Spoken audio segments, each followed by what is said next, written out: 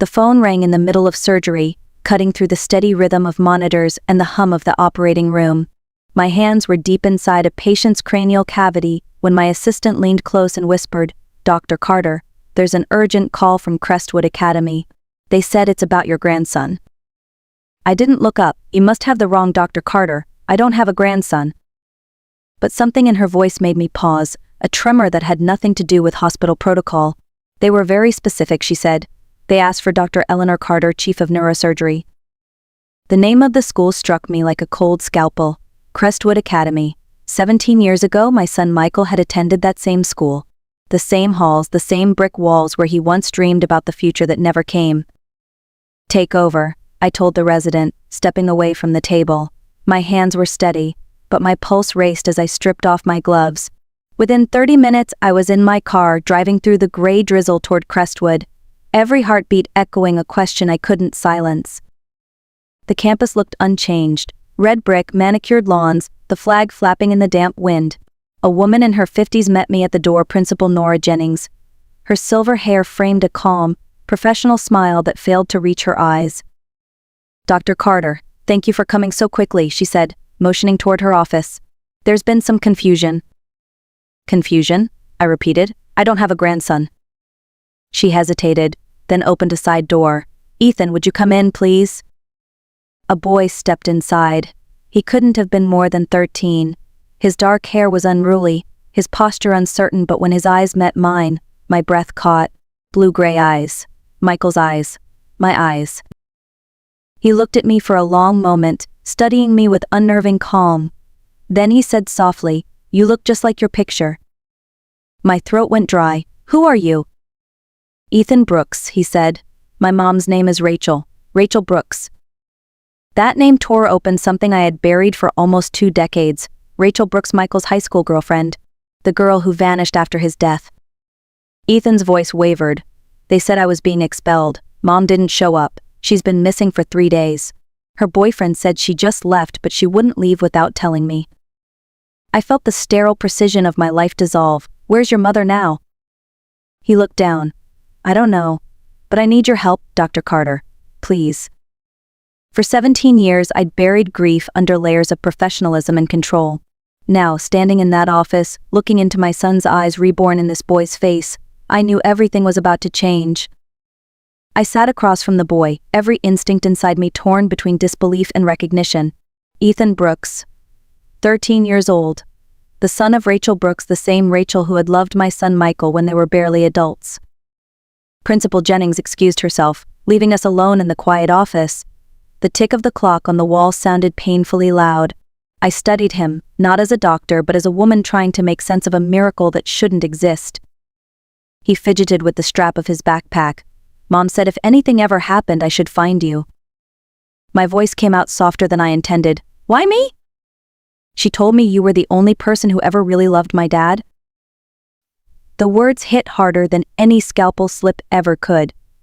I wanted to ask 100 questions, but the first that escaped was the one that mattered most. "Where has your mother been?"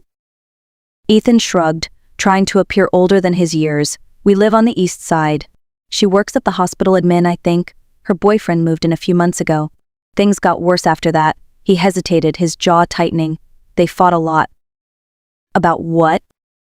"Money. And me." His voice cracked on the last word. He said Mom should have sent me to live somewhere else. She said I was her whole life. The simplicity of his statement tore at me. This child had lived through things no 13-year-old should ever have to understand. "When was the last time you saw her?" I asked gently. 3 nights ago, he said. "She was supposed to pick me up from school, but she never came. Her boyfriend told me she ran off with someone from work." He looked at me then, with eyes too sharp for his age. "She wouldn't leave me. I know she wouldn't." My hands trembled slightly. "And you told the police?" "They said they'd talked to her boyfriend, but nothing's happened." The logic-driven surgeon inside me wanted to analyze, to piece together evidence, to treat this like any other problem that required precision and calm. But the mother, the grandmother, I was only beginning to realize I might be felt an ache I couldn't rationalize. "Ethan," I said finally, steadying my tone, "I need to see proof. Something that shows your father was Michael Carter." He nodded quickly. opening his backpack. From it, he pulled a small, worn velvet pouch. Inside was a silver pocket watch, old and scratched but unmistakable. I'd given it to Michael on his 16th birthday. When he placed it in my hand, my breath caught. I turned it over, reading the inscription I already knew by heart, "Time reveals truth." He looked at me, waiting. "Do you believe me now?" I closed my fingers around the watch, feeling its familiar weight anchor me to the impossible. "Yes," I whispered, "I believe you." The drive back to the hospital was a blur of gray streets and blurred memories. Ethan sat in silence beside me, his backpack clutched tightly to his chest, the watch tucked safely inside. Every few minutes he glanced out the window as though expecting to see his mother appear from the crowd. At a red light, I finally asked, "How long have you been alone?" He shrugged. "Since Monday night. I've been staying with my mom's boyfriend's son. It's not great." I bit back the questions that rose to my lips about food, safety, school. My mind was already cataloging the steps: call the police, contact social services, search hospital records. Logic was all I had left. When we pulled into the hospital parking lot, my phone buzzed. The number flashing on the screen was from the emergency department. "Dr. Carter," came the voice of the trauma nurse, urgent but controlled. "We have an unidentified female victim. Severe head trauma. The Idaho in her purse says Rachel Brooks." My blood ran cold. "Is she alive?" "Barely. She's being prepped for neurosurgery." For a moment, the sterile parking lot tilted around me. "I'm on my way," I said, my voice barely above a whisper. Ethan noticed the change in my expression. "What is it? Did you find her?" I didn't answer right away. I couldn't. The clinical side of me, the surgeon who'd spent decades separating life from death by a few millimeters of tissue, knew what those words meant. Severe head trauma, prepped for neurosurgery. When we reached the emergency wing, the nurses recognized me immediately, clearing the way. I was no longer Dr. Carter, chief of neurosurgery. I was simply a woman running toward the operating theater, afraid of what she might find. Through the observation glass, I saw Rachel, pale, motionless, surrounded by machines and bright lights. A young resident was intubating her. The monitors screamed with uneven rhythm. "She's my patient," I said automatically. One of my colleagues stepped forward, placing a hand on my arm. "Eleanor, you can't operate. You know the rule about family." I swallowed hard, then put Dr. Levine on it, and I want full access to her case. "Behind me?" Ethan's voice trembled. "Is that her?" "Yes," I said, forcing the word out. He took one step closer to the glass, pressing his palm against it. "She's going to be okay, right?" I wanted to promise him she would. Instead, I did what doctors do when hope and honesty collide. I met his gaze and said, "She's in the best hands possible." But inside, I was praying something I hadn't done in years, because if Rachel Brooks didn't make it, this boy, my grandson, would lose the only parent he'd ever known. Rachel's surgery lasted nearly 5 hours. I spent every minute of it pacing the hallway outside the operating room, a dozen scenarios circling in my mind. I'd performed hundreds of procedures like this one, but watching someone else do it on her was unbearable. When Dr. Levine finally emerged, his expression gave me the first flicker of hope. "She made it through," he said. "There's swelling, but we controlled the bleeding. We'll keep her sedated for now." Ethan exhaled shakily beside me, his hands, clenched in fists for hours, finally relaxed. "Can I see her?" "Briefly," Levine said. "Just for a minute." Inside the EQ, Rachel lay pale and still, her face bruised and swollen, a breathing tube in place. Machines clicked and hummed softly around her. Ethan moved to her bedside, reaching for her hand. "Mom," he whispered. "I found her. The doctor you told me about. She's here." I stood at the foot of the bed, every wall I'd ever built beginning to crumble. This woman, barely 30, had carried a piece of my son's life, all these years. When we stepped out, Ethan said quietly, "We need to go to our apartment. There's a box my mom keeps with my dad's things. Maybe it'll help you believe everything." The next afternoon, Detective Harris from the local precinct escorted us to the apartment. The door was marked with police tape, the lock broken, the living room in disarray. Ethan walked through slowly, eyes darting from the overturned chair to the shattered lamp. "He did this," he said under his breath. "Derek." He was angry. In the hallway closet, he found what he was looking for, a metal box, dented and dusty. He lifted it like something sacred. "This is it." The detective checked inside, nodded, and handed it back. You can take it. Back at my condo, Ethan placed the box on my dining table and opened it carefully. Inside were photos, folded letters, and small keepsakes, a movie ticket stub, a pressed flower, a worn-out guitar pick. Then, at the very bottom, an envelope with my name written on it. For Dr. Eleanor Carter, the handwriting read neat, deliberate, heartbreakingly familiar. I unfolded the letter. The paper had yellowed, but the words were clear. Dear Dr. Carter, you don't know me, but I loved your son. My name is Rachel Brooks. I'm 4 months pregnant. I tried to call you, but your office said you weren't taking personal calls. I understand if you can't forgive me, but I thought you should know. I stopped reading. The room spun. All those years I had believed Rachel had vanished out of guilt or shame, but she had tried, she had reached out, and my silence, the silence I'd built to protect myself from pain, had kept me from my own family. Ethan's voice broke through my thoughts. She said she tried to tell you. Tears burned my eyes. She did, and I never answered. In that moment, the past 17 years reshaped themselves around a single truth. She hadn't hidden him from me. I had hidden from her. 2 days later, Rachel began to stir. Her chart showed improvement, reduced swelling, stable vitals, increasing brain activity. I stood by her bedside, the monitors beeping in steady rhythm, as Ethan sat holding her hand, whispering updates she couldn't yet hear. She's stronger than she looks, I said softly. She's the strongest person I know, he replied without hesitation. His voice cracked, and he quickly looked away. When her eyelids fluttered for the first time, time itself seemed to slow. Ethan leaned forward. Mom, can you hear me? It's me, Ethan. Her lips moved, no sound at first, then a whisper, faint but certain. Ethan. He gasped, tears spilling down his cheeks. Yeah, Mom, I'm here, you're safe.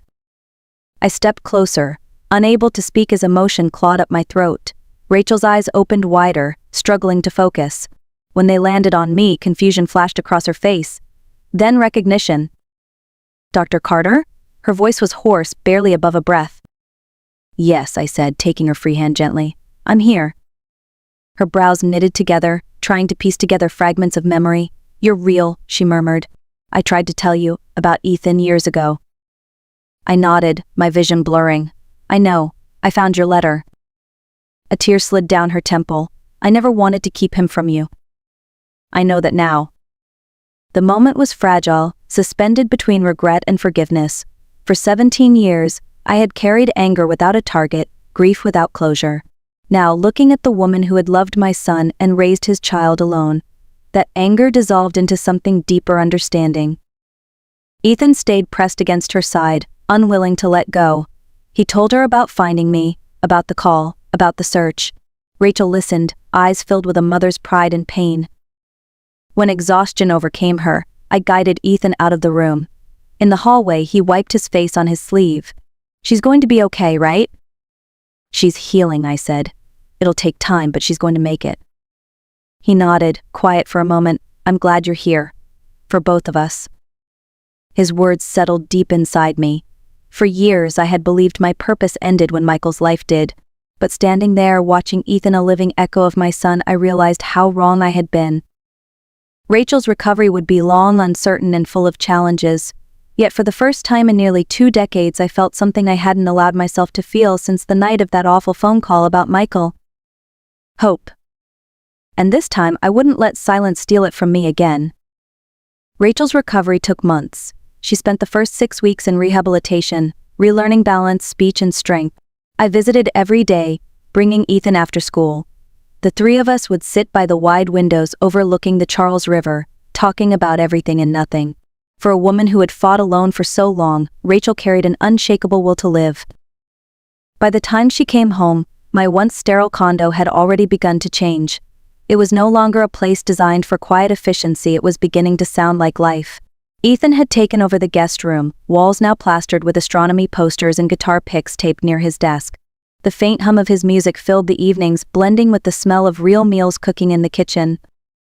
Rachel's discharge day arrived with cautious optimism.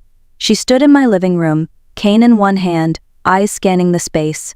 This place doesn't feel like yours anymore, she said with a small smile. I laughed softly. No, I suppose it doesn't. It feels like ours. She hesitated, her pride flickering. "Eleanor, you don't have to do all this. We'll get our own place when I'm back at work." "You will," I said, meeting her eyes. "But not until you're ready. You've carried enough weight alone. Let someone else help for once." That night, Ethan fell asleep on the couch, his head resting on a pillow, the old pocket watch clutched in his hand. I watched him sleep, remembering Michael at the same age, the restless energy, the bright eyes. "Time reveals truth," the inscription had said. I finally understood. Truth wasn't always about answers. Sometimes it was about rediscovery. In the weeks that followed, life found rhythm. Rachel started therapy part-time at a clinic that specialized in trauma recovery. Ethan returned to school, determined to catch up. I adjusted my hospital schedule, trading late surgeries for afternoons spent helping with homework or grocery shopping. My colleagues were stunned. I had been the surgeon who never left the OR. Now, I was simply a grandmother learning how to live again. There were awkward moments, of course there were, times when Rachel's independence clashed with my instinct to control, when Ethan tested boundaries I didn't yet understand. But each argument, each uneasy silence became part of the process of becoming a family. One evening after dinner, Ethan strummed his guitar softly, the melody drifting through the apartment. Rachel leaned against the doorway, smiling faintly. "He gets that from Michael," she said. I nodded, yes. "And the determination? That's all you." She laughed quietly, and for the first time the sound didn't carry exhaustion, it carried peace. The house that once echoed with emptiness was full again, not perfect, not polished, but real. 5 years passed in what felt like a heartbeat. The condo that had once been a silent refuge now overflowed with laughter, arguments, and music. Rachel had rebuilt her life with quiet resilience, working as a rehabilitation therapist. I had retired from surgery, turning my focus to teaching. And Ethan, our Ethan, was preparing to graduate at the top of his class. That morning, sunlight spilled across the kitchen as I flipped pancakes. "Has anyone seen my keys?" He called from upstairs, his voice deeper now, confident yet still carrying the same warmth. "They're on the counter," Rachel answered, arranging a bouquet on the table. She moved more easily these days, her limp barely noticeable, her energy steady. When Ethan finally appeared, dressed in his blue gown and cap, I felt my throat tighten. He was the image of his father Michael's eyes, Michael's smile, but there was something more. A steadiness that came from surviving storms none of us had expected. "Ready?" I asked. "Born ready," he grinned, though I could see his hands trembled just slightly.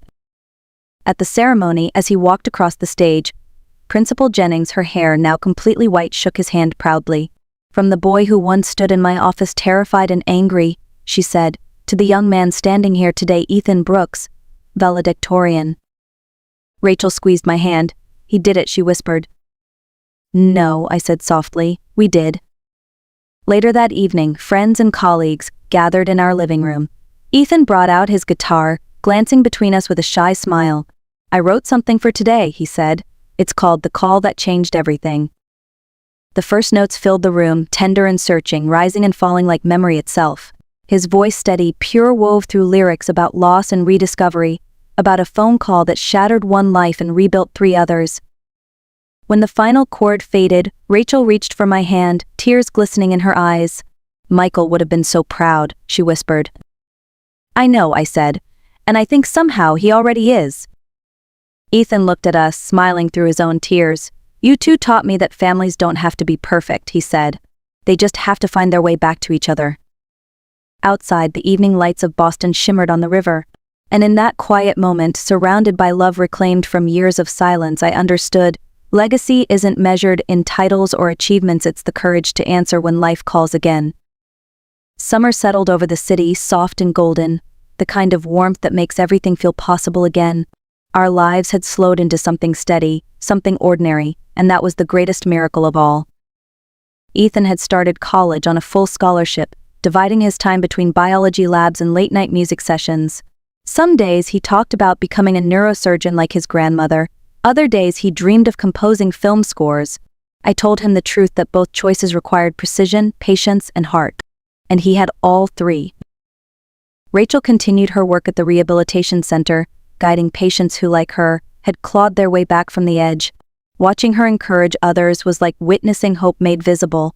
Every time I saw her smile, I remembered the frail woman in that hospital bed years ago and marveled at how far she'd come. As for me, I finally learned what it meant to live outside the operating room, Mornings filled with coffee and quiet, evenings spent listening to Ethan's music echo through the apartment. And sometimes when I passed the old pocket watch on the mantel, I would trace my thumb over the words engraved inside "Time reveals truth." The truth was simple now. I hadn't been saved by medicine or logic or control. I had been saved by love, messy, unexpected, persistent love that refused to let grief have the last word. One night, as Rachel and I sat on the balcony overlooking the river, she said softly, "Do you ever wonder how different things might been if we'd found each other sooner?" I smiled, maybe, but I think we found each other exactly when we were meant to. The city lights shimmered below, the river whispering against the shore, and for the first time in my life, everything felt complete.